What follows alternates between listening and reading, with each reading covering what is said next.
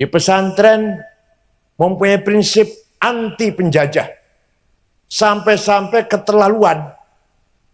Nganggo celana haram. Pakai dasi haram. Orang kopiah haram. Karena niru Belanda katanya. Kalau nggak pakai kopiah, pakai celana itu niru Belanda. Haram. Ya keterlaluan itu. Berlebihan. Ya betul haram, betul nobong pakaian. Tapi karena meniru Belanda, sampai kiai-kiai anti pakai celana, anti pakai dasi. Ya betul. Selalu pakai kopiah. Jadi kashfur ra's, menghilangkan wibawa, menghilangkan harga diri ketika ada orang tidak pakai kopiah. Itu pendapat kiai-kiai pesantren karena saking bencinya terhadap Belanda. Pesantren itu Al-Hisnul Hasin. Apa? Itu bahasa Arabnya Al-Hisnul Hasin. Benteng yang kokoh. Bentengnya apa? Bentengnya dua hal. Satu, benteng agama Islam ahli sunnah wal jamaah. Dua, bentengnya NKRI. Negara Kesatuan Republik Indonesia. Itu pesantren. Kiai-kiai sejak dulu sangat berperan. Pertama dalam menyebarkan agama Islam ahli sunnah wal jamaah. Bersikap non-cooperation. Tidak kerjasama dengan penjajah Belanda. Sehingga para kiai meninggalkan pusat perkotaan ke kampung-kampung, ke pelosok-pelosok mendirikan pesantren. Para ulama, para kiai pesantren sejak dulu anti penjajah. Benci pada penjajah. Ceritanya, Belanda melarang sekolah. Orang pribumi beragama Islam dilarang sekolah. Ojo pinter. Orang oleh pinter. Yang boleh pinter itu Kristen, Cina, sekolah. Setelah tahun 1902, Belanda berubah. Boleh sekolah. Ayo wong Islam sekolah, ayo. Boleh. Paham betul? Nah, orang-orang yang nantinya akan jadi Muhammadiyah, sekolah. Orang-orang yang nantinya akan jadi NU, haram sekolah. Sekolah Belanda haram. Akhirnya gimana? Muhammadiyah paham betul tentang ilmu tata negara, ilmu sosiologi, antropologi, ilmu politik, administrasi paham, bahasa Belanda paham.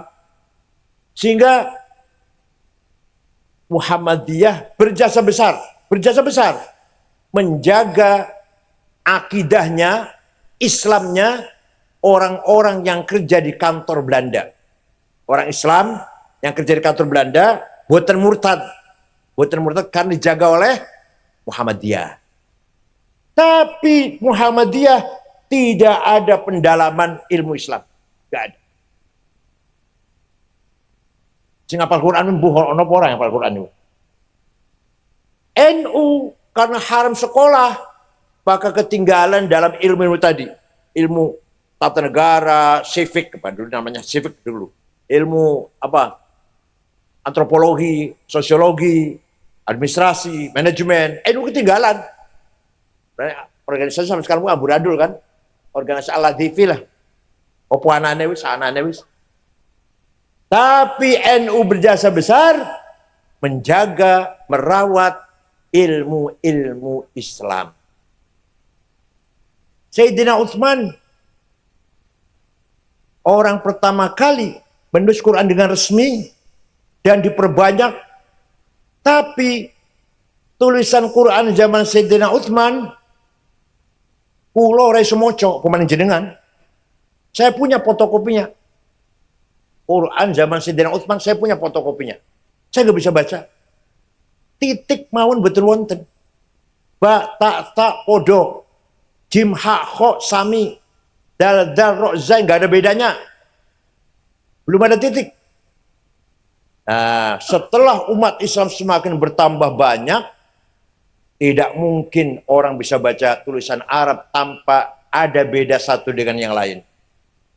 Maka mulai ada titik bangisor siji, tak dhuwur kalih nggih, tak tiga jim tengah, hak non titik, hok titik dhuwur siji, tahun 59 Hijriah. Yang membuat titik Quran namanya Syekh Abul Aswad Ad-Du'ali. Siapa? Bukan orang Yaman. Bukan orang Yaman, bukan. 17 Agustus 45 merdeka. 18 Agustus rapat para pemimpin itu. Di situ ada pembukaan Undang-Undang 45, ada 7 kata yang bunyinya dengan berkewajiban menjalankan syariat Islam bagi para pemeluknya. Wong Islam harus menjalankan syariat Islam. Orang-orang non-Muslim gak setuju. Ini kalau ada 7 kata ini, berarti negara Islam kita nanti. Wahid Hashim, anggota BPUPKI, Badan Persiapan Kawan Indonesia, bapaknya Gus Dur, Wahid Hashim, pulang ke Tebuireng. Karena belum ada WA, belum ada SMS. Pulang ke Tebuireng, menghadap bapaknya Ki Hashim. Pak, gini. Ini kalau 7 kata ini tertulis, jadi undang-undang, maka orang-orang Indonesia Timur yang Kristen Katolik, yang non-Muslim tidak mau bergabung dengan NKRI. Mereka minta dicoret. Ya. Nanti malam aku tak sholat dulu, sholat hajat. Malamnya sholat hajat, pagi-pagi Wahid pulang ke Jakarta. Saya setuju 7 kata dicoret, Piagam Jakarta namanya. Coret, aku setuju kata Ki Hasyim Asy'ari. Kenapa? Sing penting Indonesia merdeka dulu, kuat dulu, bersatu dulu. Maka kalau negara kita bersatu kuat, di atas negara yang kuat itulah kita dakwah Islam. Paham betul? Negara Indonesia bersatu dulu kuat. Di atas negara yang bersatu yang kuat ini, ayo dakwah, bangun masjid, madrasah, pesantren, pengajian, sholawatan, istighothah. Sholawatan sebenarnya ojo konser. Sholawatan sebenarnya ojo konser ojo. Pak sholawatan sampai 200 juta, 300 juta. Selawatan sih khusyuk, kan nembang duduk. Selawatan aja kalau nembang. Beda salah dengan nembang beda. Apa sami? Apa selawatan? Padang bulan, padang koyor itu salawat itu. Itu salawat itu. Bukan. Pun. Hubungannya habis gurunya NU itu salawat itu selamat.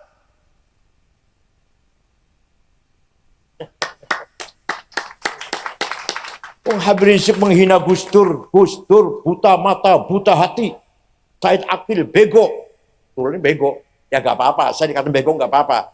Tapi kalau Gus Dur katakan buta hati, kita nggak terima. Paham betul? Semua orang menyaksikan betapa Gus Dur orang yang ikhlas, bukan geragas, bukan tamak, bukan rakus, orang yang sederhana. Gus Dur itu di dalam pesantren dikaji, dipahami betul apa itu ajaran agama Islam yang sebenarnya. Bukan hanya pesantren kilat, tapi semua ilmu-ilmu yang prinsip dalam agama Islam dikaji di dalam pesantren. Pertama, walladzi ba'atsa fil ummiyina rasulan minhum yatlu 'alaihim ayatihi wa yuzakkihim wa yu'allimuhumul kitaba wal hikmah wa in kanu min qablu lafi dhalalim mubin. Pertama, pesantren yatlu alaihim ayatih. Allah memerintahkan kepada Rasulullah pertama kali dakwah harus menyampaikan tilawatul Quran. Pesantren juga seperti itu. Mengikuti Rasulullah. Pelajaran utama, pelajaran yang paling prinsip adalah mengajarkan Al-Qur'an dengan baca yang benar, dengan baca yang mujawwadah. Al-Quran diturunkan sebagai wahyu, petunjuk pada umat manusia, terutama umat Islam, agar membangun kehidupan yang harmonis, membangun kehidupan yang bermartabat, berperadaban, berkemajuan. Itulah kandungan dalam Al-Quran. Maka mencari ilmu di pesantren dulu, zaman dulu, bukan mengejar ijazah. Tidak mengejar ijazah, titel, enggak. Nyun sewu. Ya Syekh Asy'ari, Kiai Wahid Hasyim, Gus Dur, Kiai Mahrus Ali, Kiai Ali Maksum Jogja. Ilmunya niku ngungkuli profesor. Kiai Ali Maksum itu guru besar IAIN Jogja waktu itu. Profesor semua hormat. Padahal SD aja nggak tamat.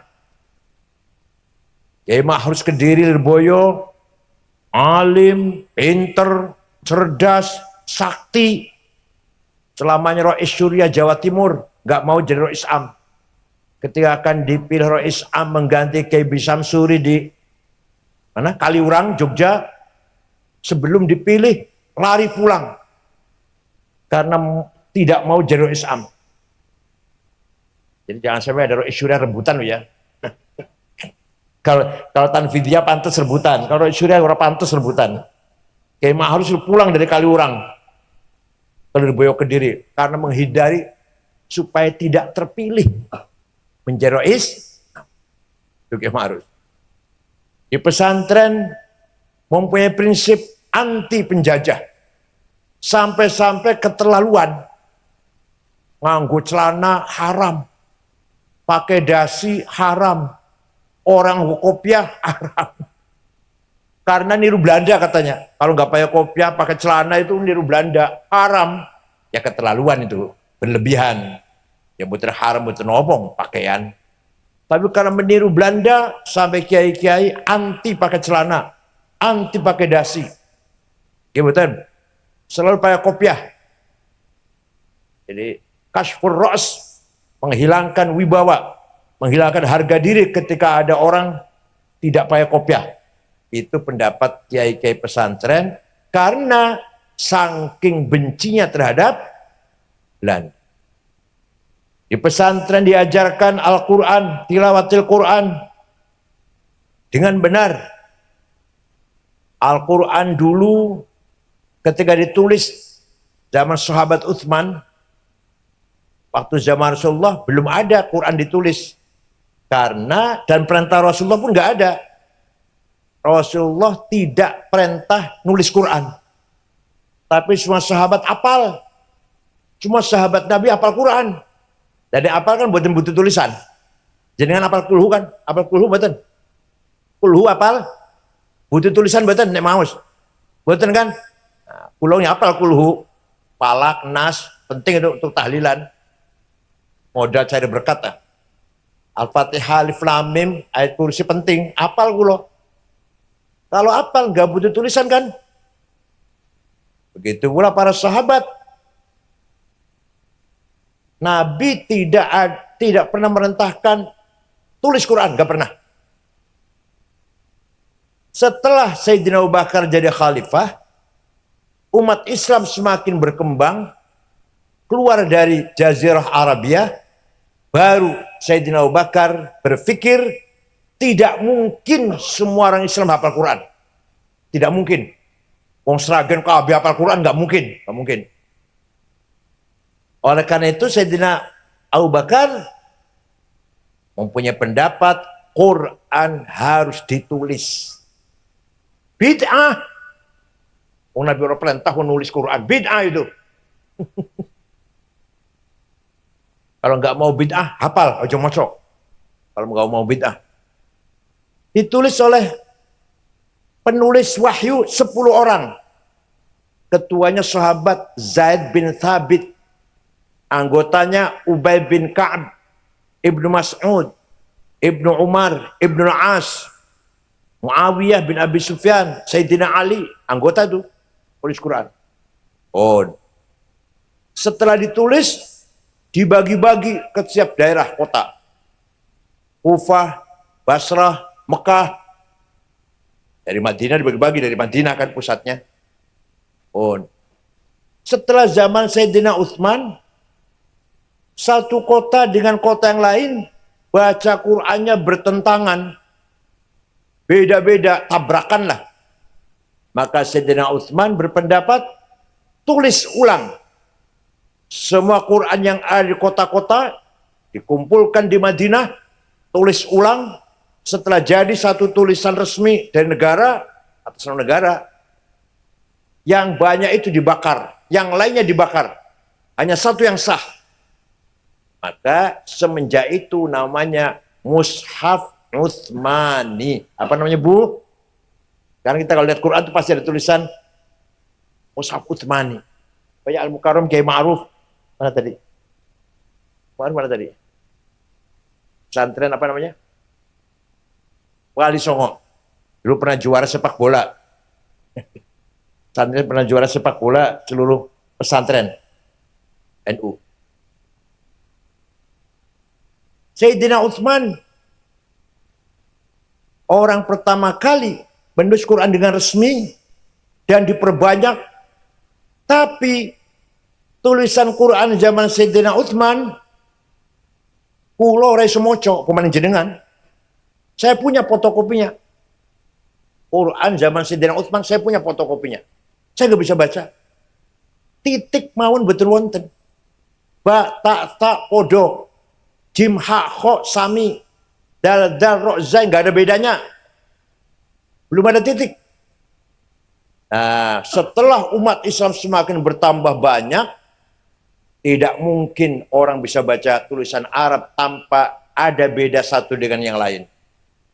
Maka mulai ada titik bangisor siji, tak dhuwur kalih nggih, tak tiga jim tengah, hak non titik, kok titik dhuwur siji, tahun 59 Hijriah. Yang membuat titik Quran namanya Syekh Abul Aswad Ad-Du'ali. Siapa? Bukan orang Yaman. Bukan orang Yaman, bukan. Wis, ono titik, rodo gampang mocone wis. Tapi ternyata semakin banyak umat Islam masih kerepotan maca Quran. Walaupun sudah ada titiknya. Maka ada seorang imam yang berjasa besar, ulama berjasa besar, namanya Imam Khalil bin Ahmad Al-Farahidi. Siapa? Dari Farhad, kota Farhad Afghanistan sekarang. Bukan dari Yaman, bukan. Farhad. Membikin harokat. Fathah, dhammah, kasroh, fathaten, dhammaten, kasroten, tasdid, sukun. Baru ada tahun 175 Hijriah. Bid'ah itu, bid'ah. Wis ono titik, wis ono harokat, masih banyak orang baca Quran salah. Orang Kebumen, Banjarnegara, Purbalingga, Purwokerto, Banyumas, alhamdulillah ngalamin. Kalau panggil saya Kiai Sangit ngakil, Masya Allah. Ahlus Sunnah wal Jamaah itu kiainya loh, kiainya bukan orang awamnya, kiainya tuh loh. Panggil saya Kiai Sangit, itu kiainya yang manggil gitu, bukan orang awam, bukan. Maka ada seorang ulama besar berjasa memperbaiki baca Quran. Namanya ilmu tajwid tilawatil Quran. Ilmu tajwid. Baru ada terminologi idhar, idgham, bigunnah dan bighairi gunnah, ikhfa, iqlab, qalqalah, mad lazim, mad tabi'i, huruf halak, huruf mad. Paham boten? Tahun pira iku? Tahun 224 Hijriah. Nabi wis wafat 200 tahun lebih baru ada ilmu tajwid. Bid'ah itu. Kalau nggak mau bid'ah, jangan pakai tajwid, nanti pocongan salah kabeh bakal. Itu jasanya para ulama. Lah ilmu seperti itu dipelihara di pesantren. Nyun sewu, mohon maaf, kalau hanya sekolah tanpa pesantren, gak urusan dengan tajwid. Maka kalau bukan keluar pesantren, mau Quran perentang-perentong. Di Jakarta banyak orang khutbah ceramah enak, hebat khutbahnya, ceramahnya. Bosong ngeluarkan Quran, walah berantakan, gak pakai tajwid. Dari Quran ini ku macam-macam, bukan bener macamnya. Kalau pidatonya enak, keluarkan dari Quran, bukan bener. Keluar pesantren tidak mungkin. Gitu mengeluarkan ayat Quran, pasti bacanya dengan benar. Ini kewajiban pesantren sampai kapanpun harus memelihara qiraatil Quran, tilawatil Quran, bitajwid al-mujawwadah. Paham gak? Maka kita harus berterima kasih kepada pesantren, manapun lah, yang selalu menjaga, mengawal prinsip-prinsip ilmu agama Islam. Belum lagi masalah fikih, masalah akhlak. Wah, luar biasa di pesantren. Nanti saya ulang lagi masalah akhlak nanti. Setelah itu, para ulama, para kiai pesantren sejak dulu anti penjajah. Benci pada penjajah. Ceritanya, Belanda melarang sekolah. Orang pribumi beragama Islam dilarang sekolah. Ojo pinter. Orang oleh pinter. Yang boleh pinter itu Kristen, Cina, sekolah. Setelah tahun 1902, Belanda berubah. Boleh sekolah. Ayo wong Islam sekolah, yuk. Boleh. Paham betul? Nah, orang-orang yang nantinya akan jadi Muhammadiyah, sekolah. Orang-orang yang nantinya akan jadi NU, haram sekolah. Sekolah Belanda haram. Akhirnya gimana? Muhammadiyah paham betul tentang ilmu tata negara, ilmu sosiologi, antropologi, ilmu politik, administrasi, paham, bahasa Belanda paham. Sehingga Muhammadiyah berjasa besar menjaga akidahnya, Islamnya orang-orang yang kerja di kantor Belanda. Orang Islam yang kerja di kantor Belanda buatan murtad karena dijaga oleh Muhammadiyah. Tapi Muhammadiyah tidak ada pendalaman ilmu Islam, tidak ada. Sing hafal Quran buhor ono orang yang hafal Quran itu. NU karena haram sekolah, maka ketinggalan dalam ilmu tadi. Ilmu tata negara, civic, apa dulu namanya civic dulu. Ilmu apa? Antropologi, sosiologi, administrasi, manajemen. NU ketinggalan. Organisasi sampai sekarang amburadul kan. Organisasi Al-Latifi lah. Opo anane wis, anane wis. Tapi NU berjasa besar menjaga, merawat ilmu-ilmu Islam. Paham boten? Ayo, di NU sing hafal Quran mau berapa kontainer? Mau berapa gerbong? Semua orang NU yang hafal Quran itu. Bahkan bocah-bocah cilik yang hafal Quran, pesan tahfidz Quran yang anak kecil-kecil, di Pasuruan ada, di Gresik ada, Jakarta juga ada, di Bekasi. Semuanya luar biasa. Padahal nggak ngerti maknanya. Anak kecil belum ngerti maknanya, sudah hafal Quran. Coba kita, panjenengan, suruh ngapalkan satu lembar bahasa Cina, syair atau apalah tulisan bahasa Cina, suruh ngapal satu lembar, rong bulan apal betul kira-kira. Betul ngerti artinya. Ada tulisan bahasa Cina, bahasa Jepang, selembar, suruh dihafalkan tanpa mengerti artinya, rong tahun nggak hafal itu. Tapi Quran, bocah cilik orang ngerti artinya bisa hafal. Luar biasa bener Quran itu. Luar biasa. Jadi mukjizat Quran adalah mukjizat yang khalidah, mukjizat yang abadi, perennial. Mukjizat yang universal. Ila yaumil qiyamah. Tidak mungkin Quran akan berubah. Jangankan berubah. Hilang satu titik saja nggak mungkin. Kenapa? Dijaga oleh para penghafal Quran. Kalau ada percetakan Quran salah, baik sengaja maupun nggak sengaja, ketahuan. Karena Quran dihafal oleh penghafal Quran. Itu hebatnya Al-Quran tuh bisa dihafal oleh orang yang bukan Arab tanpa ngerti artinya. Betul nggih? Maka pesantrenlah yang melihara prinsip-prinsip tahfidzul Quran. Dengan mengajarkan tafsirnya, mengajarkan kandungannya, mengajarkan kesusastraannya Al-Quran, ilmu balaghah namanya, mengajarkan ilmu nahu grammar yang ada dalam Al-Quran. Itulah pesantren menjaga keilmuan tafaqufin. Di samping itu, tahun 1914, tahun berapa? Nah, negara Islam, dunia Islam dipimpin oleh sentral Khalifah Ottoman, Ottoman di Turki pusatnya. Tapi waktu itu wilayah Islam dikangkangi oleh para penjajah semua. Inggris menjajah Mesir, Irak, Sudan.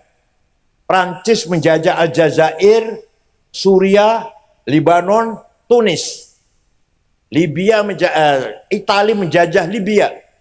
Indonesia dijajah oleh Belanda. Khalifah di Turki, la haula wala, gak bisa ngelawan, gak bisa berbuat apa-apa. Hanya Turkinya aja gak dijajah, Turkinya gak dijajah. Tapi wilayah-wilayahnya ini dipretelis oleh penjajah. Nah, Kiai Hasyim Asy'ari, pendiri NU, kakeknya Gus Dur, jangan lupa kakeknya siapa? Gus Dur, Tebu Ireng, Jombang, punya waskito. Waskito bahasa Jawanya ya. Ini khilafah pasti bubar bakalnya. Ini khilafah ini pasti bubar nih. Kalau bubar nanti akan berdiri negara sendiri-sendiri. Nah, kalau nanti Jawa ini, belum ada Indonesia namanya. Kalau Jawi ini jadi negara sendiri, jangan sampai menjadi negara yang tidak beragama. Maka ya Hasyim Asy'ari mengeluarkan jargon, syiar yang sangat terkenal, bocah cilik pun hafal. Hubbul waton minal, apa artinya? Nasionalisme bagian dari iman kepada Allah. Artinya apa artinya? Anda nasionalis harus beragama. Anda beragama harus nasionalis. Kita nasionalis, cinta tanah air Indonesia harus beragama. Kita beragama harus cinta tanah air, nasionalis. Itu Kiai Hasyim Asy'ari menggabungkan antara teologi dan politik kebangsaan. Pulau Tengah Arab 13 tahun setengah. Kalau di Timur Tengah 13 tahun setengah. Dari S1 sampai S3. Tidak ada ulama yang mengatakan hubbul watan iman. Sedunia ini nggak ada ini. Hanya Kiai Hasyim Asy'ari. Maka kalau di kita, Kiai Hasyim, ulama, kiai, dan nasionalis. Pahlawan nasional. Dua putra, Kiai Wahid Hasyim, ulama, hafidz Quran, Wahid itu hafidz Quran, Menteri Agama, dan nasionalis, pahlawan nasional. Dua putra Wahid Hasyim, Abdurrahman Wahid, Gus Dur, ulama dan nasionalis. Pahlawan, belum pahlawan, belum. Masih diperjuangkan. Insya Allah pahlawan nasional. Kiai Ali Maksum Jogja, Kiai Mahrus Lirboyo, Kiai Asad Syamsul Arifin, Kiai Wahab Hasbullah, Kiai Bisi Samsuri, semuanya kiai-kiai, ulama, dakwah Islam, dan nasionalis. Paham boten? Tidak ada kiai ngajarin pesantren, ngajari santrinya, kayak ini loh cara ngerakit bom, betul. Kiai ini ngajarin ini loh cara ngebom ya, rakitnya ini loh ya, naruhnya pasnya begini, nggak ada. Semua kiai pesantren, terutama yang NU ini, kiai NU, anti radikalisme, anti ekstremisme, dan anti terorisme. Paham boten? Gak ada kiai ngajari supaya keras, gak ada. Gak ada. Karena kiai tahu, paham betul, agama Islam, agama toleran, bahwa misi rahmatan lil. Waktu Kanjeng Nabi mimpin negara Madinah, penduduk kota Madinah, ada Arab, ada yang bukan Arab. Ada Islam, ada Yahudi, 3 suku. Yahudi 3 suku. Bani Qainuqa, Bani Quraidah, Bani Nadir. Itu oleh Nabi Muhammad, semua penduduk Madinah mendapatkan hak dan kewajiban sama. Tidak dibeda-bedakan antara Arab dan non-Arab, antara Yahudi, Islam dan Yahudi. Suatu ketika ada sahabat Nabi bertengkar dengan Yahudi di pasar. Si sahabat Nabi yang orang Islam ini nempeleng tok, mati. Rupanya jaduk rupanya. Rupanya jaduk dia, sakti. Nempeleng mati, orang niat membunuh orang. Nabi marah besar dengan berkata statement yang sangat keras, man qatala dhimmiyan fa ana khasmuhu yaumal qiyamah wa man kuntu khasmahu falam yashumma raihatal jannah. Barang siapa membunuh non-muslim, membunuh siapa? Maka nanti di hari kiamat berhadapan dengan saya, kata Nabi Muhammad. Berhadapan dengan saya. Dan barang siapa berhadapan dengan saya, tidak akan masuk surga. Coba. Ini semua tertulis dalam sejarah Islam, bahwa Nabi Muhammad memberikan proteksi, jaminan, kehidupan bersama di kota Madinah, muslim dan non-muslim. Ada lagi hadis, laisa minna man bata syab'an wa jauja'i musliman kana aw ghairu muslim.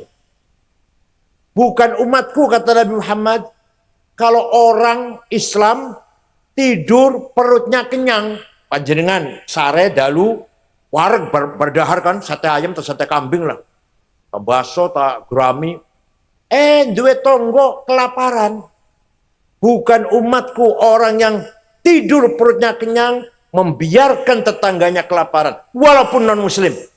Sampai gitu. Muslim atau non-muslim, tangga panjenengan, ayo kudu bareng-bareng warga tengah. Paham boten? Kalau boten saya bahasa halus, kalau wong Cirebon, bahasa kasar, bahasa Jawa. Wong Cirebon kalau, untung masih bisa Jawa, masih bisa. Karena saya pernah di Jogja 4 tahun. Jadi, orang yang membiarkan tetangganya kelaparan, walaupun non-muslim, kita tidak peduli, kita tidak memberikan pertolongan, bukan umat Nabi Muhammad SAW. Laisa minna man bata syab'an wa jaru ja'i musliman kana aw ghairu muslim. Paham boten? Ono maneh? Contoh lagi, ada maling ketangkep satpol namanya. Apa no? Babinsa yang keliling apa namanya? Malingnya perempuan. Lapor pagi-pagi pada Rasulullah. Ada maling, Rasulullah, sudah saya masukin ke sel tuh. Ternyata malingnya anaknya sahabat besar. Anaknya tokoh sahabat namanya Utsman bin Mad'un, bapaknya itu. Jadi gimana? Dilepas saja ya. Ini anaknya orang besar nih, dilepas saja ya. Nabi marah. Wallahi lau saraqat Fatimatu binti laqata'tu yadaha. Usama, bukan Usama bin Laden, Usama bin Zaid namanya. Usama, seandainya maling yang kamu tangkap itu anak saya Fatimah, bawa sini, saya yang akan menghukum. Ayo wonten-wonten pejabat Indonesia ngoten niku wonten-wonten. Anak saya salah, saya hukum sendiri. Wonten-wonten ngoten niku. Muga-muga wonten seragen, muga-muga wonten. Ini artinya Kanjeng Nabi menjalankan keadilan kepada semua penduduk kota Madinah. Hak dan kewajiban di depan mata hukum sama. Tidak pandang bulu, anak siapa, suku apa, Arab atau non-Arab, Muslim atau non. Turun ayat Quran.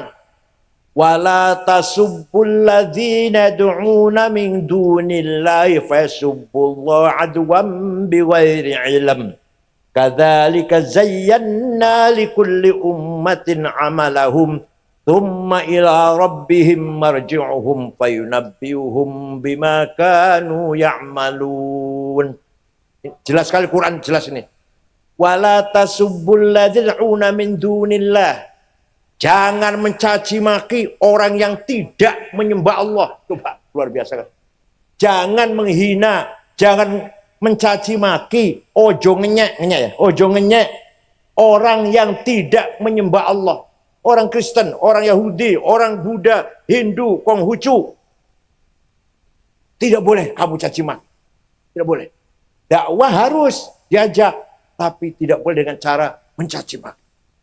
Paham boten? Ini prinsipnya ulama Nahdlatul Ulama pegang ayat ini, sehingga para ulama, para kiai NU kalau dakwah tidak ada menggunakan kata-kata yang kotor, caci maki. Betul-betul. Betul-betul.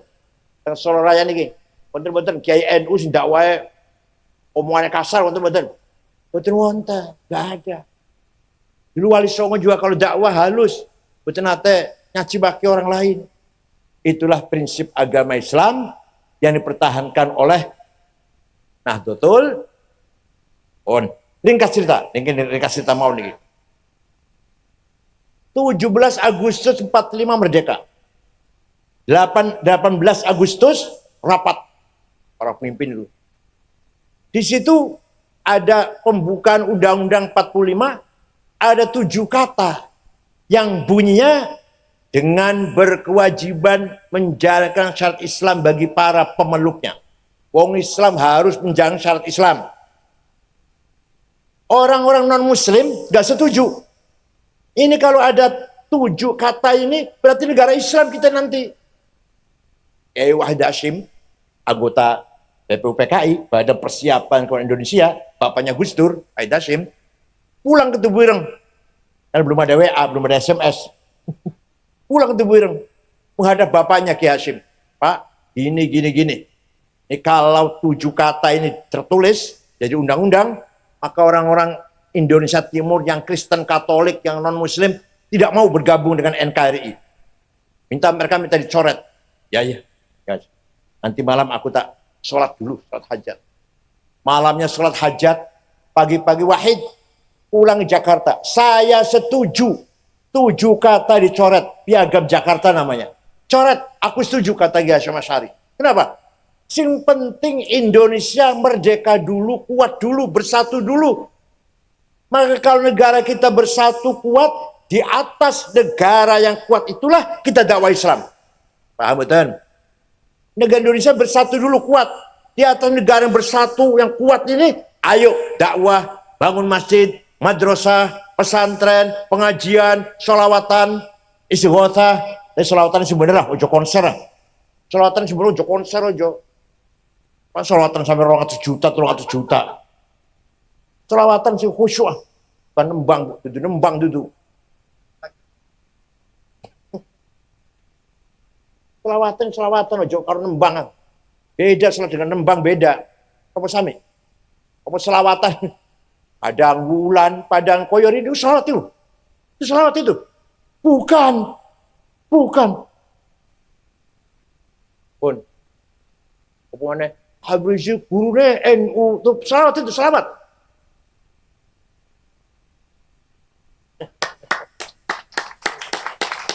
Habib Rizik menghina Gus Dur buta mata, buta hati. Said Akil bego. Turunnya bego. Ya gak apa-apa, saya dikatakan bego gak apa-apa. Tapi kalau Gus Dur katakan buta hati, kita gak terima. Paham betul? Semua orang menyaksikan betapa Gus Dur orang yang ikhlas, bukan geragas, bukan tamak, bukan rakus, orang sederhana. Gus Dur itu selesai jadi presiden hanya punya uang 35 juta. 35 juta rupiah mantan presiden. Itu Gus Dur itu. Ya Allah, betul orang kayak Gus Dur nggak punya kartu kredit bank, betul nggak ada. Kartu bank itu betul nggak ada Gus Dur. Buku agenda nulis ceramah kesana sini nggak ditulis, dihafal semuanya. Malam ini Sragen, besok Bumen, besok Cilacap, hafal sudah. Tanggal sekian sana, tanggal sekian sini, Surabaya, Sidoarjo, Gresik. Betul nanti ditulis. Kalau tak tulis, kalau tulis lali aku. nomor HP ribuan hafal. Asal wis kenal. HP nomor sampean piro? Ini 081199 hafal bisa. Bukan nanti tulis nomor HP-nya orang itu. Nanti ada keliru, sedikit kelirunya. Apa 85, apa 58, gitu aja kelirunya. Masya Allah, luar biasa. Ngono buta hati gitu. Kata Rizik, buta hati Gus Dur itu. Ngono buta hati. Kalau buta mata, yang menjadikan Gus Dur buta mata, Allah Ta'ala. Berobat ke sana kemari sampai ke Mormon, satelit Amerika, rumah sakit besar, dia buatan sembuh, buatan waras. Sinten niku? Kersane sinten niku? Kersane sinten? Gusti, nggak boleh menghina kayak gitu, nggak boleh. On. NU waktu itu menerima 7 kata dicoret demi negara ini kuat dulu. Kalau sudah kuat, ayo dakwah. Makanya Masya Allah, kita ini negara Pancasila, Bu. Mau ngaji, istighotha, selawatan, bangun pesantren, dipersulit mboten. Malah bangun masjid orang usah IMB malah. Jangan salah, jangan salah orang ada IMB itu. Tapi aja rata-rata orang bikin pesantren masjid, IMB mboten. Mboten apa IMB menjadi di sini. Gampang IMB belakangan diatur. Panjenengan pengen gawe pesantren teng Saudi Arabia, di Kuwait, di Qatar, Emirat, Oman, sampai mencret nggak akan bisa. Ada orang swasta, orang rakyat biasa, aku pengen gawe pesantren madrasah di Saudi, warga negara Saudi loh, warga negara Saudi, pengen gawe pesantren mereka sampai muntah nggak akan bisa itu, nggak akan diizinkan. Yang agak longgar, Mesir agak longgar, tapi negara Arab semuanya tidak ada yang longgar, harus diatur oleh pemerintah semuanya. Mesir agak longgar dikit. Apalagi Saudi, kumpul-kumpul ngatain buat nangsal. Gak boleh kumpul-kumpul itu. Saudi ini, Bu. Ayo, kita bukan negara Islam. Tapi kita dakwah Islam, menyebarkan agama Islam, mendidik dengan ilmu Islam. Dipersulit, betul? Ya. Negara Turki. Tidak ada Kementerian Haji dan Wakaf. Orang mau pergi haji, silahkan. Pemerintah tidak beri fasilitas, enggak. Pemerintah tidak memberi kemudahan. Silakan, silakan. Karparmu kono mau pergi haji. Ayo di kita. Mau pergi haji dilayani oleh Kementerian Agama. Diservis oleh Kementerian Agama. Tahu berangkatlah. Sana tahu pemondokan, tahu makan itu aja. Hanya saya kadang-kadang dikorupsi juga kadang-kadang. Di Turki betulan terbu. Orang mau haji silakan pergi sendiri sana. Kawan itu masyarakat saja itu pergi. Ulama mimpin jamaah berangkat haji. Pemerintah tidak ikut campur. Di kita alhamdulillah di atas tanah air yang berdasarkan Pancasila, bukan negara Islam, tapi kita mengamalkan agama Islam, tidak dipersulit, bahkan diberi fasilitas kemudahan-kemudahan. Paham betul? Ini pemerintah galak, Bu. Ini pemerintah kita galak. Bangun masjid, madrasah, pesantren, harus IMB dulu, izin bangunan dulu. Ayo, ono ora? Ayo pesantren ono IMB ora? Wonten jenengan wonten? Syukur kalau ada. Kebanyakan enggak ada. Pesantren, madrasah, masih orang ono IMB, musola ono IMB ora? Musola. Ora ono, ora IMB-IMB-an lah. Itulah perjuangan kita dulu. Perjuangan agama dan perjuangkan keutuhan, kekuatan, kesatuan Republik Indonesia. Maka kita, alhamdulillah Nahdlatul Ulama, dengan pesantren, dengan basic pesantren, kaya. Kaya apa itu? As-sarawatul ijtimaiyah, sosial kapital. Masanya, pengikutnya, anggotanya sangat banyak. Banyak betul? Kata betul? Kaya kekayaan itu. Harus pelihara itu. Pelihara. Konon katanya, jumlah NU itu 104 juta. Ini yang ngomong LSI loh, lembaga survei yang keren LSI. Dari mana? Orang di TPS, orang kalau keluar dari nyoblos partai, keluar tanya organisasinya apa. Ternyata hasilnya 104 juta ngaku NU. Ternyata itu. Ini merupakan kekayaan luar biasa. Tapi saya sendiri 10 tahun jadi ketua PBNU masih kangelan. Masih kesulitan bagaimana memanfaatkan, berdayakan warga yang sangat banyak ini. Ya nggak usah besar-besar PB lah. Sragen saja, Sragen, Boyolali, Karanganyar, Wonogiri. Ayo, warga yang dipelihara sebagai kekuatan civil society. Bukan kekuatan politik, bukan. Civil society yang ikut andil memajukan masyarakat. Pendidikan, budaya, olahraga, dan seterusnya. Agama. Siap? Bukan politik, bukan. Ya politisi, ya kalau ada kesempatannya jadi bupati, enggak ya orang apa-apa lah. Ya betul. Enggak ya enggak apa-apa. Ada kesempatan yang maju bupati, orang ya wes. Ya dipilih jadi DPR, orang ya orang apa-apa. Tapi yang paling penting NU itu andil dalam membangun masyarakat yang keren, bermartabat. Sragen pemudanya sarjana semua. Itu orangnya kaya semua. Jadi dudun donga aku yang orang donga aku diamini. Siap, jadi itu siap jawabnya. Paham betul? Ini wajib NU mengangkat martabat masyarakat sebagai kekuatan civil society. Al-Quwah Al-Mutamaddinah, bahasa Arabnya, civil society. Bukan partai politik, bukan pasukan tentara atau polisi, NU itu bukan. Tapi NU sebagai kekuatan sipil, kekuatan masyarakat, harus andil membangun masyarakat, pendidikan, kesehatan, kebersihan, ekonomi. Siap? Ini kata melarat kata Masya Allah. Ini namanya atharat ijtimaiyah. Social capital. Harus kita bangun, harus kita pelihara, harus kita rawat. Yang ada harus dirawat. Yang akan ada, yang akan masa datang harus juga dirawat. Jangan sampai anaknya orang NU tidak jadi NU. Betul, Sragen, kata betul. Bapaknya NU, anaknya anti NU. Betul? Itu bahaya nih. Ayo kita rawat pendidikan, akhlak, moral, sampai ekonomi, budaya, martabat masyarakat. Kira-kira Sragen nomor 1 di Indonesia ini. Amin ya, duduk amin ya. Duduk dungo juga. Wa innamal umamul akhlaqu ma baqiyat fa inhumu dhahabat akhlaquhum dhahabu. Martabat bangsa orang Sragen khususnya pun bukan agamanya, bukan agamanya, akhlaknya, budayanya. Orang mau masuk ke Sragen, aku orang Sragen, yang ditanyakan apa? Bukan agamanya apa ya, bukan. Orangnya baik-baik nggak ya? Aman tidak ya di sana ya? Wah aman, orangnya baik-baik semua. Ayo martabatnya terpuji betul. Ojo ngantek sualike. Sebaliknya, aku orang Sragen, kira-kira wong apa? Waduh, hati-hati terkenal maling kabeh wong. Saumpama. Malah ngente agama si Islam iku. Malah ngono malah.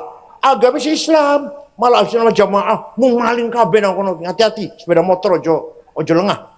Koncoku sepeda motor hilang. Aku dia pernah sholat di masjid Sumber apa nih? Sambirjo, sholat masjid Sambirjo, sepatu hilang. Hati-hati. Ono mana koncoku, ono deu tahun Sragen, janjinya 2 minggu, 2 tahun durung bayar. Wonten. Ya Allah. Ayo. Saya pernah pergi ke negara Mali, Afrika Barat. 6 ormas diundang. NU, Muhammadiyah, Al-Irsyad, PUI, Nahdlatul Wathon. Berangkat ke sana 23 jam. Yang memimpin saya. Acaranya Maulid Nabi acaranya. Diadakan oleh Presiden. Di ibu kota Tembakto namanya. Ibu kota namanya Tembakto. Tidak ada rumah dikunci pintunya. Tidak ada rumah dikunci jendelanya. Sepeda motor ditinggal di halaman latar, kuncinya masih gantung.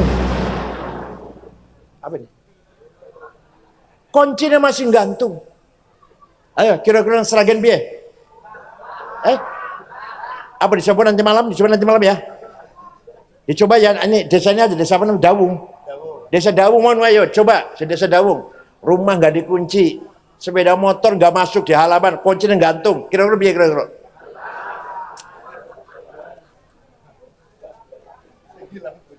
Saya pernah pergi ke Australia tahun 2012. Ya, puter-puter kota-kota sampai 6 kota lah. Terakhir di ibu kota Sydney, ceramah di masjid besar. Tadinya gereja jadi masjid pada zuhur sampai asar. Di situ ngobrol-ngobrol. Bar asar belanja oleh-oleh. Besok mau pulang besok. Ya, kaos lah, gantungan kunci. Dapat 1 kardus oleh-oleh, anduk. Bawa ke hotel diberesin. Ternyata HP kulo hilang. Nang di HP iki. Golek pojok-pojok kasur, pojok sampah-sampah, betul wonten, ya wis hilang ya wis lah. Besok pulang Jakarta beli lagi. Pasrah wis hilang wis. Jam setengah 10. Saya mau tidur, ada orang ketok pintu. Saya buka, petugas hotel dan ada 1 orang membawa HP saya. Ini HP-nya Bapak ketinggalan di toko saya. Dari tadi saya cari siapa yang punya ini. Kira-kira HP ketinggalan yang sambil job ya.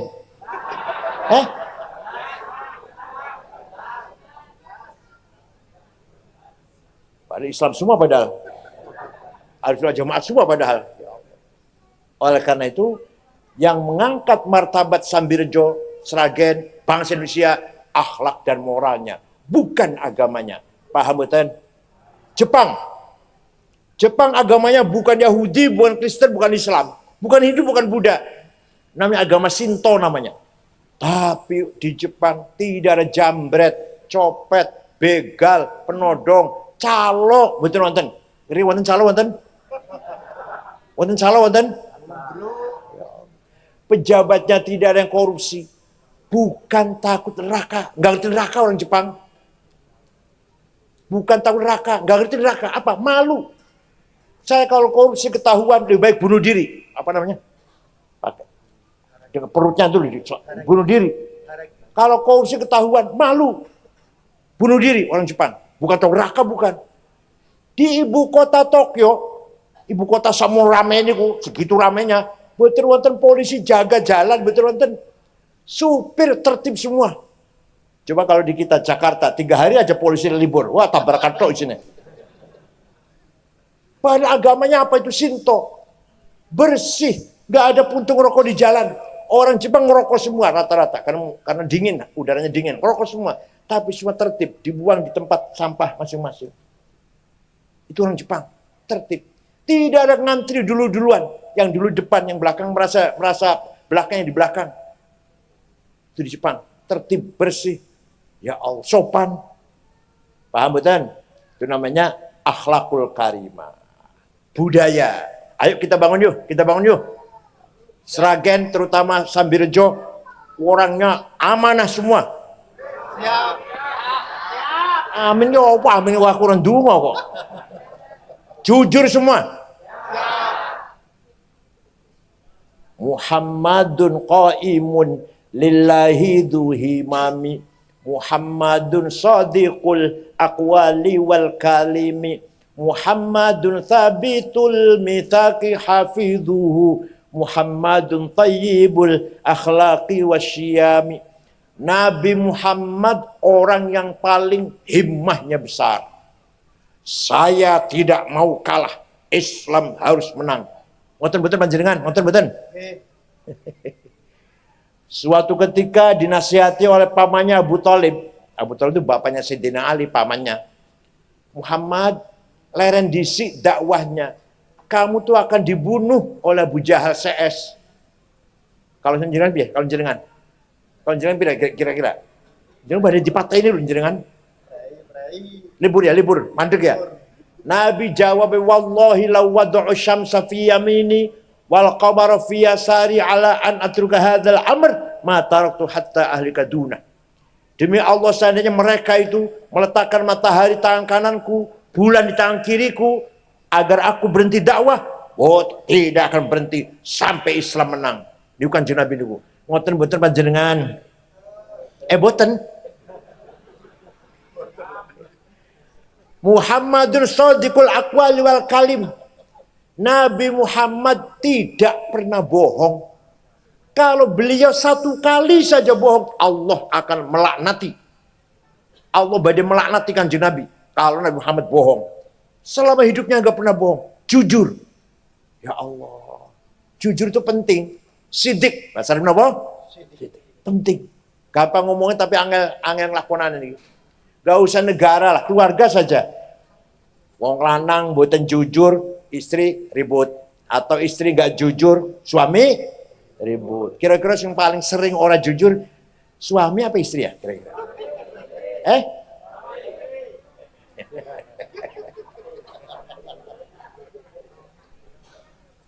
Gak sembarangan masalah sidik nih. Ayo kita bangun husnul muasyarah. Apa namanya? Husnul muasyarah. Suami sayang istri, istri taat pada suami.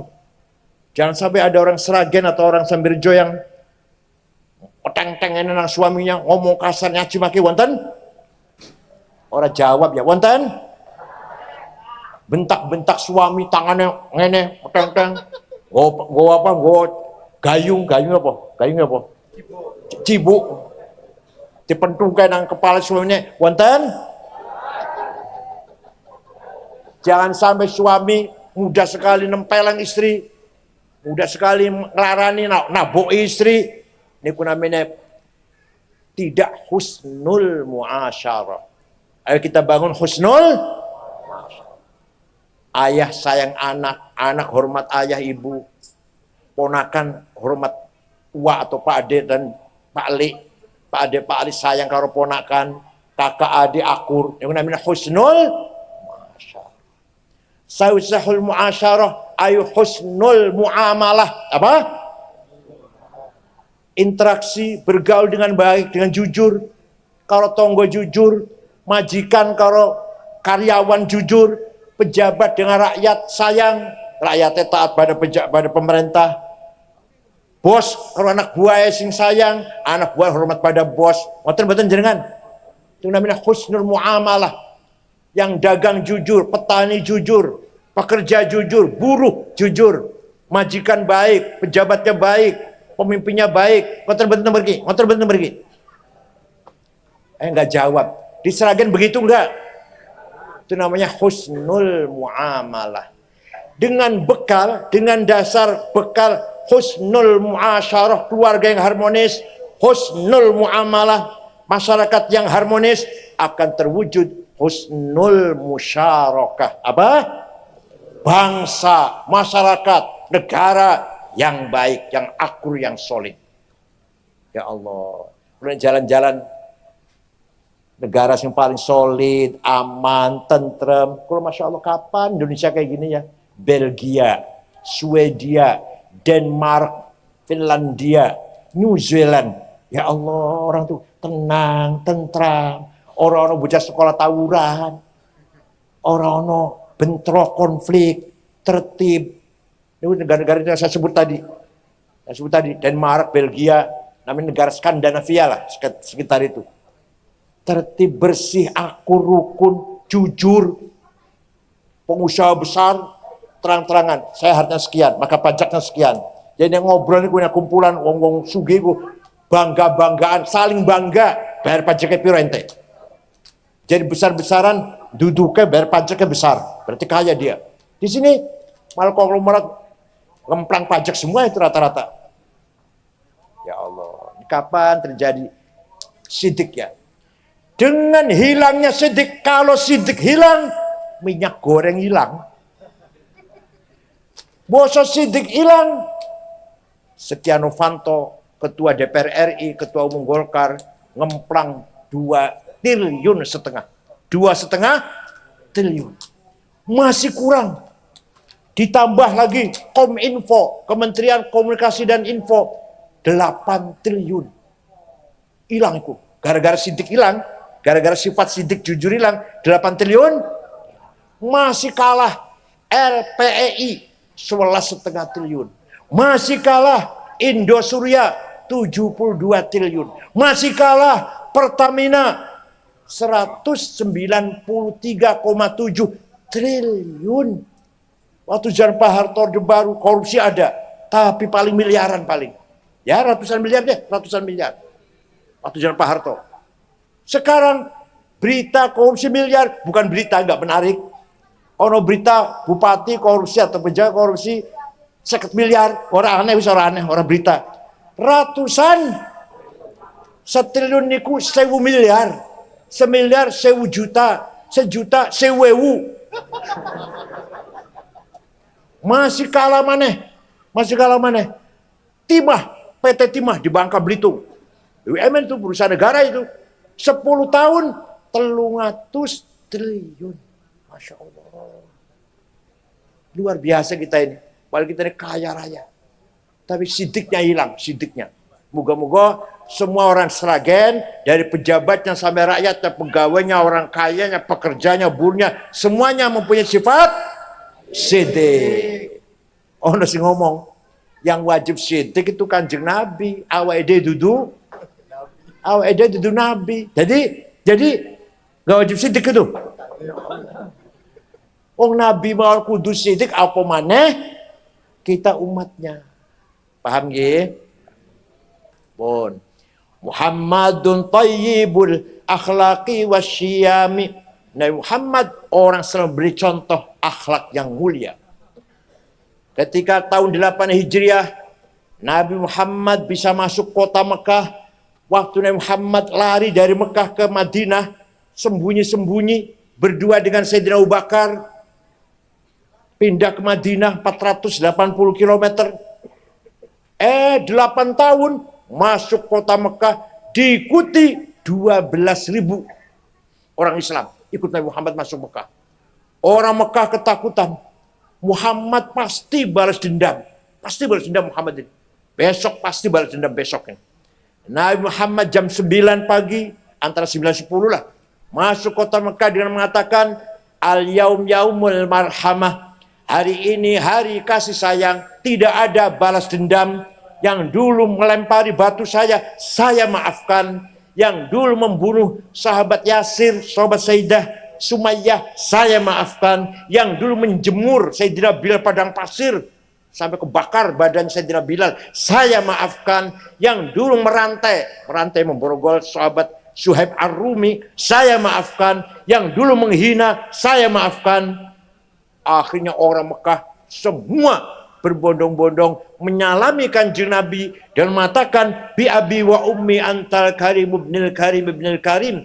Demi ayahku, demi ibuku, engkau orang mulia, putra dari seorang ayah yang mulia, cucu dari seorang kakek yang mulia. Mulia apanya?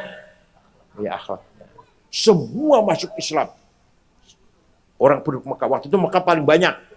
Waktu itu kota Mekah paling banyak penduduknya. Sehingga umat Islam berjumlah kurang lebih 100.000 ketika orang Mekah masuk Islam.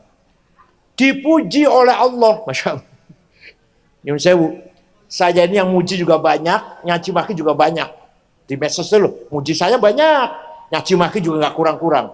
Yang muji tidak menjadikan saya megar, belum mumbul, terbang, sombong. Yang nyaci maki tidak menjadikan saya takut, minder enggak.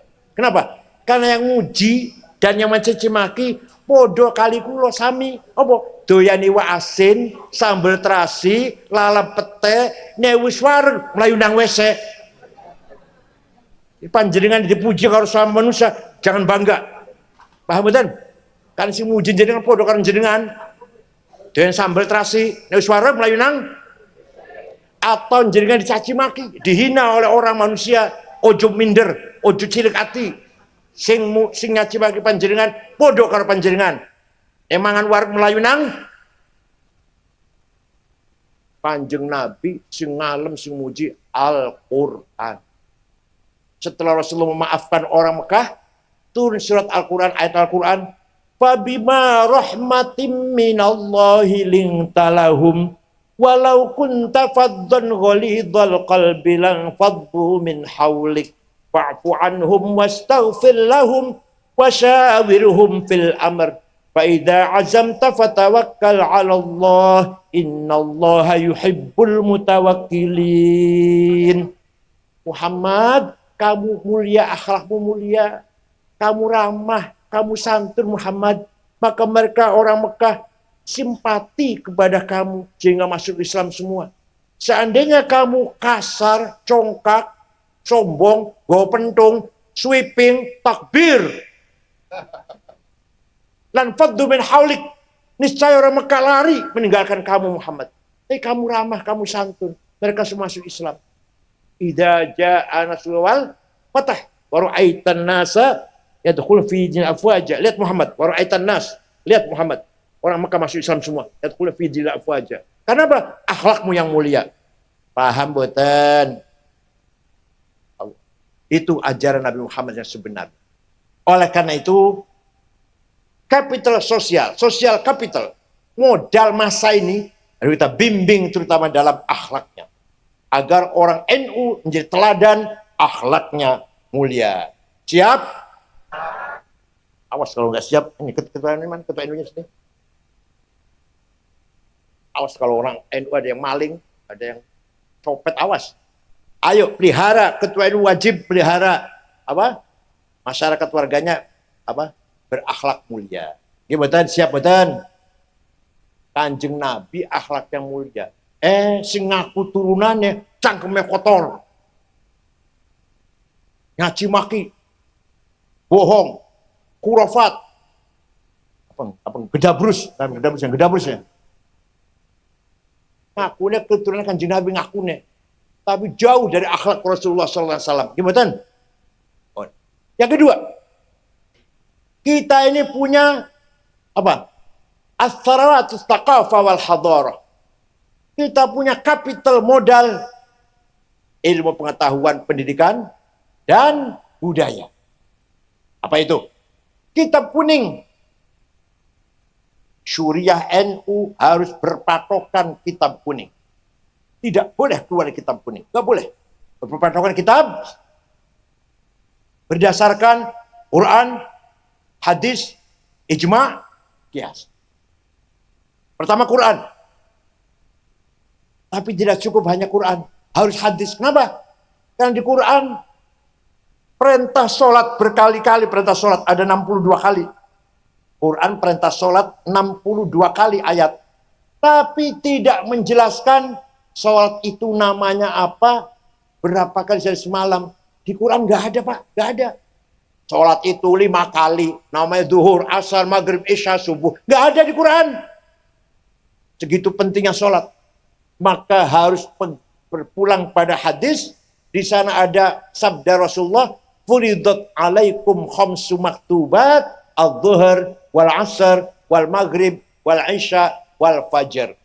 Diwajibkan kepada kamu sekalian 5 kali sholat, zuhur, asar, maghrib, isya, fajar atau subuh. Bukan Quran, tapi maka kalau ada orang gak mau pakai hadis, gak akan ngerti berapa kali sholat sehari semalam. Di Quran nggak ada. Nah. Ketiga ijma, kesepakatannya para ulama biyen, bukan ulama Seragen bukan. Apa contohnya? Ulama 4, Imam Hanafi, Malik, Syafi'i, Hambali sepakat rukun sholat 17. Takbiratul ihram, niat, berdiri, baca Fatihah, ruku, tumakninah, i'tidal, sujud, duduk antara 2 sujud, dan seterusnya. Semua ulama sepakat, semua imam sepakat, rukun sholat 17. Di hadis nggak ada, apalagi Quran, apalagi rukun sholat 17. Betul wonten hadisnya niku. Niku kesepakatannya para imam. Paham betul? Yang meneh panjenengan mboten melok Imam Syafi'i, mboten melok salah satu imam 4. Orang ngerti rukunnya sholat ono piro, nggak ngerti. Ini baru contoh sholat, belum yang lain-lain. Belum caranya bagi waris, belum caranya mubaya'ah, jual beli. Alah, sholat mawon kalau kita gak ikut imam, gak ngerti rukun anopiro. Coba mau orang sholat, sholatnya bagus. Ada orang sholatnya bagus. Kita tanya, belajar dari mana Ustadz? Oh, saya belajar langsung Quran dan hadis. Wallahi demi Allah, bohong. Paham betul? Bohong. Yang benar jawabnya, saya belajar dari ibu, ayah, imam masjid yang ngirimin rumah. Kamu sholat. Nanti dari gurunya, dari kiainya, dari gurunya, dari kiainya, mentok datang Imam Syafi'i. Imam Syafi'i dari gurunya Imam Malik. Imam Malik dari gurunya Imam Rabi'ah. Imam Rabi'ah dari gurunya Imam Kharijah. Imam Kharijah dari ayahnya sahabat Zaid bin Thabit. Sahabat Zaid dari gurunya itu Rasulullah SAW. Paham boten? Jadi kita dalam beribadah harus ikut salah satu imam 4. Kita Indonesia kebanyakan madzhab Syafi'i. Yang nomor 4 kias. Kias itu analogi. Ada 9 sebenarnya. Benar ada 9. Nah, saya contohkan 2 aja deh. Di Quran, wala taqrabuz zina innahu kana fahisyatan wa sa'a sabila. Apa artinya? Jangan mendekati zina. Jangan mendekati zina. Sing dilarang oleh Quran mendekati zina. Zinanya jawab. Zinanya ya lebih-lebih. Itu namanya kias aulawi. Apa namanya kias apa? Zina mendekati saja haram, apalagi zinanya. Mendekati itu nggak boleh. Mendekati artinya pegang-pegang, apa ciuman, mendekati. Ya apalagi zinanya. Paham? Ada lagi. Nempeleng ayah ibu. Boleh nggak? Di Quran nggak ada itu. Nggak dilarang. Yang dilarang Quran, wala taqullahuma uffi wala tanharhuma. Kamu jangan ngomong kasar dengan ayah ibu. Kamu jangan bentak-bentak. Kalau gitu kita masuk ke rumahnya ayah ibu, nggak usah bentak, tempelengnya aja. Boleh nggak itu? Gimana kalau nggak boleh? Kalau bentak saja nggak boleh. Kalau ngomong kasar saja dosa haram, lebih-lebih nempeleng. Itu kias namanya. Namanya apa? Ya. Ada lagi. Sabu-sabu. Halal apa haram? Oh berani mengharamkan di Quran ada? Jenengan berani mengharamkan dulu. Di Quran apa ada? Inna sabusa. Apa hadis wonten kanjeng Nabi dawuh sabu-sabu haram rawahul Bukhari. Wonten? Apa Imam Syafi'i pernah dawuh? Imam Syafi'i pernah dawuh sabu-sabu haram? Enggak. Nah, harus pakai kias, pakai akal. Namanya kias burhani. Ada muskirun, ini barang memabokkan. Wa kullu muskirin khamrun, setiap memabokkan masuk golongan khamr. Wa kullu khamrin haram, sedangkan khamr itu haram. Di Quran ada khamr haram. Wa hadza haram. Maka ini barang haram. Namanya kias itu. Begitu namanya kias. Nganggo akal namanya. Premis minor, premis major, legal statement, positive conclusion. Benar gitu. Muqaddimah sughra, muqaddimah kubra, qaul syarih, natijah shadiqah. Ini ilmunya pesantren. Pesantren. Kalau di pesantren nggak ada ini. Jadi kiai-kiai NU niku nek musyawarah menjawab pertanyaan 15 pertanyaan 2 hari selesai. Kenapa? Cerdas-cerdas. Hukumnya cloning, hukumnya Jumatan yang kantor. Jakarta Jumatan yang kantor, masjid muter muat. Kantor masing-masing, Jumatan itu. Hukumnya piayo. Jadi Jumatan kudu masjid. Kalau saya nang Jakarta yang kantor, piye hukumnya ayo. Jumatan 2 shift, 2 kali karena pabrik kaca nggak bisa ditinggal. Jumatan gantian. Hukumnya kripto, hukumnya saham. Itu kiai-kiai ditanyakan 15 masalah. 2 hari selesai. Kan menggunakan apa? Menggunakan iya. Paham boten? Ini kekayaan pesantren harus dijaga dan dirawat. Harus dijaga itu. Kalau enggak bukan pesantren. Kalau enggak pegang Fathul Mu'in, Fathul Qadir, bukan pesantren. Fathul Qorib, Fathul Mu'in, bukan pesantren. Kalau pesantren NU harus mengajarkan Fathul Qorib, Fathul Mu'in, Fathul Wahab. Cili-cili aneh, sapinah. Paham gitu? Asaratul Hadhariyah.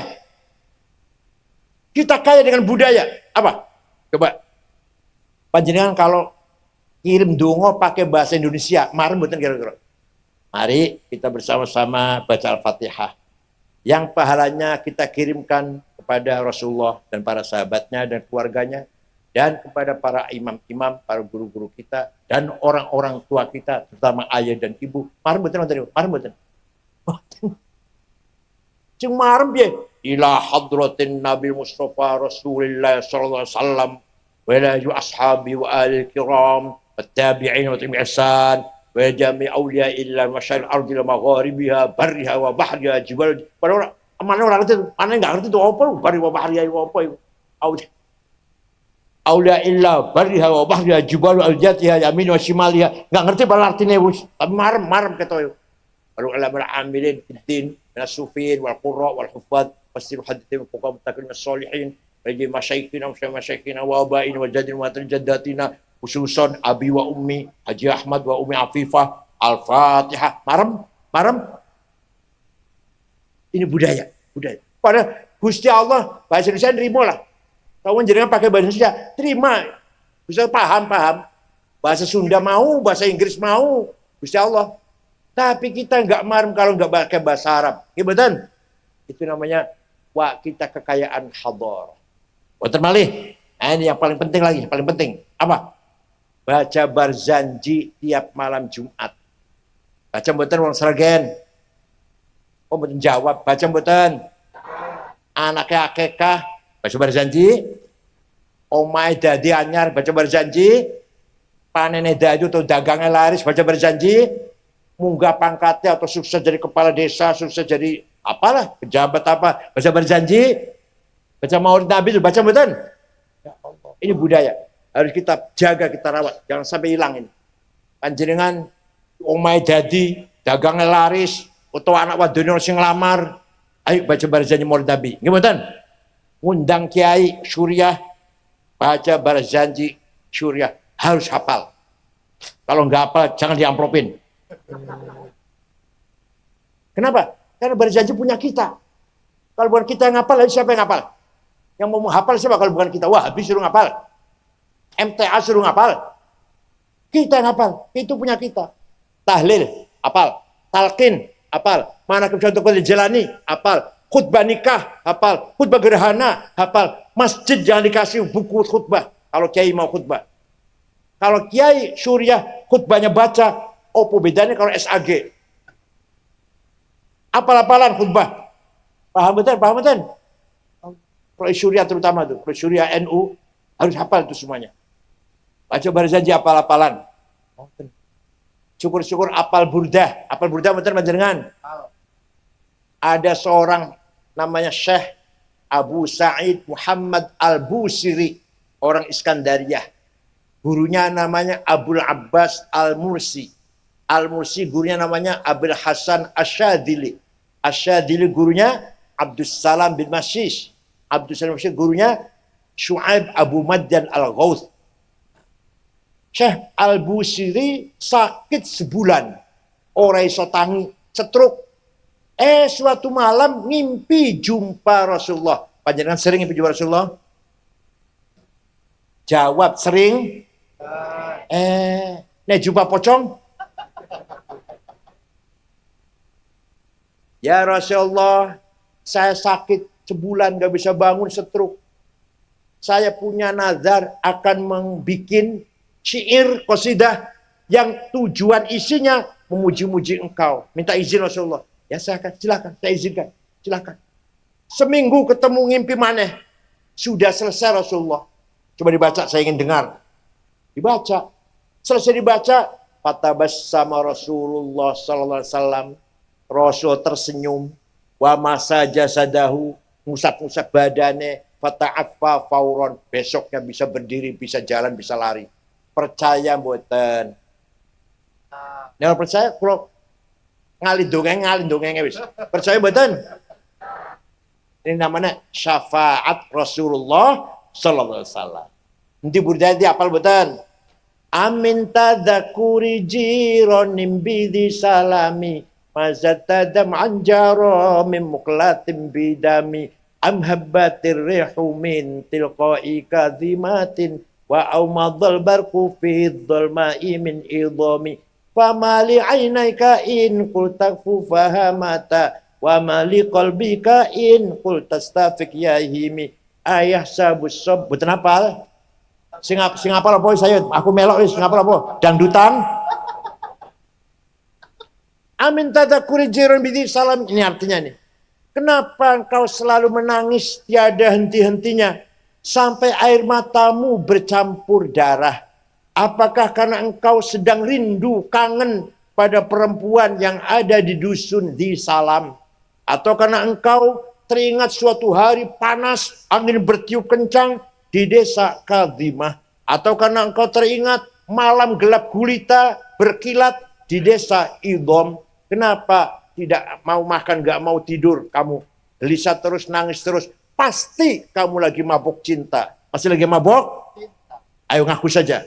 Jawabnya, na'am sara taifu man ahwafa arraqani wal hubbu ya'taridul ladzati bil alami. Benar, saya lagi mabuk cinta sampai rasa rinduku menjadi penyakit. Tapi kalau kalian tahu siapa yang sedang kucintai, yang sedang kurindukan, pasti kamu akan memaklumi. Siapa sih yang sedang kamu rindukan? Siapa? Sampai nangis terus, bercampur darah, gak enak makan, gak enak tidur. Yang sedang kutangisi, yang sedang kurindukan adalah Muhammadun Sayyidul Kaunaini wattaqalaini wal fariqaini min urbin wa min ajami nabiyunal amirun nahi fala ahadu abarra fi qawli la minhu wa la na'ami huwal habibul ladzi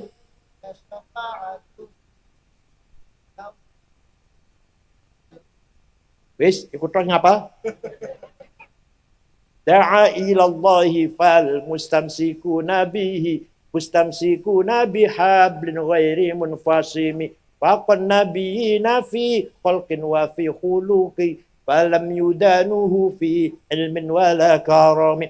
Yang sedang kurindukan, yang sedang kutangisi adalah Sayyiduna Muhammad sallallahu alaihi wasallam, Sayyidul insi wal jin, Sayyidul arabi wal ajam, Sayyidud dunya wal akhirah. Dialah yang kuharapkan pertolongan syafaatnya ketika kita menghadapi problem kesulitan besar. Paham boten? Boten paham. Percaya boten?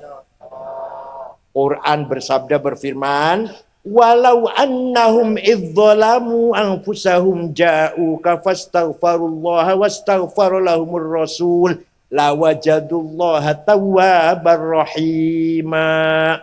Wong sing akeh dosane, aku contohe kula contohe. Dadi wong Sragen duduk. Wong sing akeh dosane, contohe kula istighfar datang kepadamu Muhammad, istighfar di depanmu Muhammad, dan kamu ikut juga memohonkan ampun untuk orang itu. Lawajadullah tawwabar rahimah, pasti Allah mengampuni dosanya orang itu. Di panjenengan umroh, ziarah teng Madinah, istighfar ning ngarepe Kanjeng Nabi ngriko, lajeng Kanjeng Nabi ndukung ACC, setujulah jenengan diapura dosane, Allah pasti ngapura dosane panjenengan. Percaya mboten? Itu berarti Kanjeng Nabi bisa memberi syafaat kepada siapa yang ia hendaki. Jadi yang paling penting Rasulullah setuju. Yang paling penting. Kalau Rasulullah nggak setuju, bulu. Ya panjang istighfar. Kanjeng Nabi mboten dukung, ya mbuh. Dan Kanjeng Nabi dukung, pasti. Lawajadul lamnya lam taukid, pasti. Ini lainnya artinya pasti. Lawajadul tawwabar rahimah, Allah pasti ngapura dosa panjenengan.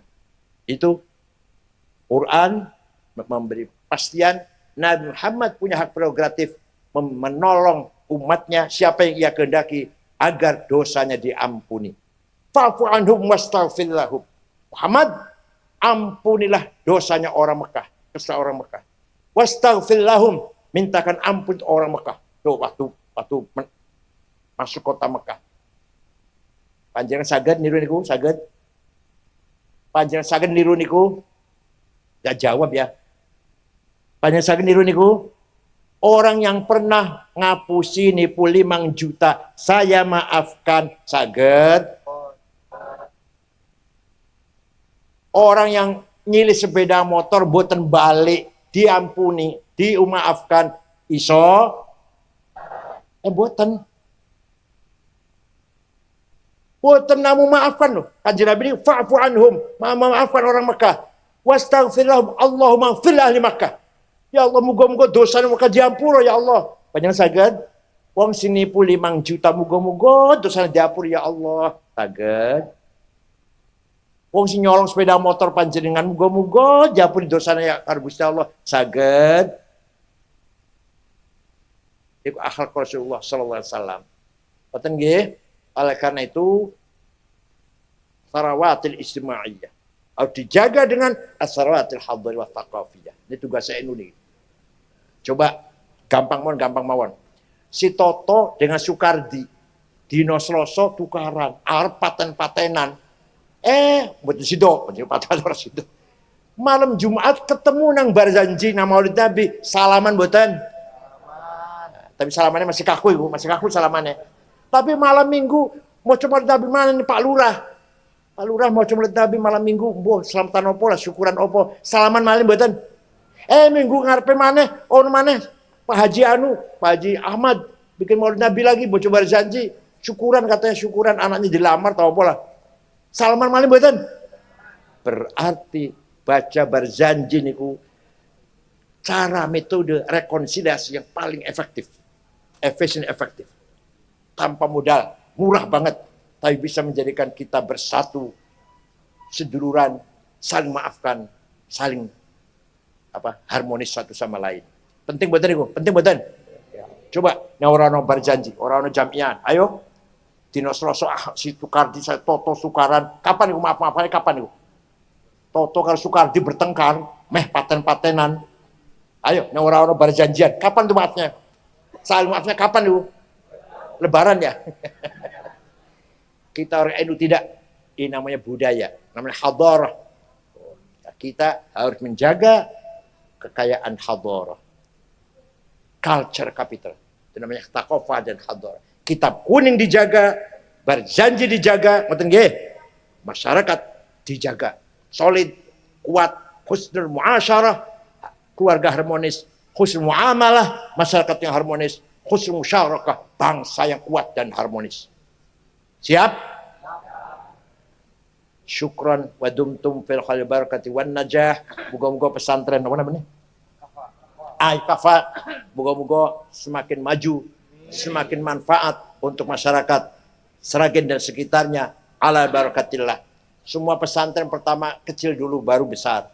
Lirboyo kecil dulu tadinya. Zaman Kiai Mahrus dan kula mondok mriko tahun 68 2000 santrine. Tahun 68 kula teng mriko.